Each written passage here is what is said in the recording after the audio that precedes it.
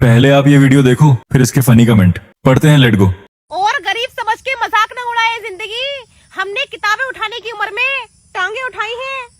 पागल गुंडी है क्या बक रही है? मतलब किताबें उठाने की उम्र में जिम्मेदारी उठाई है।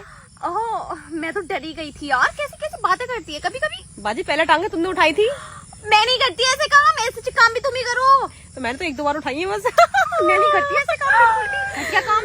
चल कोई बात ना है, जिम्मेदारी उठाई है। तो चलिए शुरू करते हैं। बहुत मेहनत की है आपने यहाँ तक आने। मैं नहीं तो आजकल दर्द बताकर टांगे सीधी नहीं करती कोई। ये क्या हो गया? ये क्या सुन रहा हूँ मैं? हमको एड्रेस और नंबर भेजो, हम तुम्हारी तंगे उठाएंगे। नंबर बोल उसका। 999 हाँ। 888 बस 10 नंबर हो गया। यही देखने के लिए दुनिया में आए हैं हम। बात तो सही है।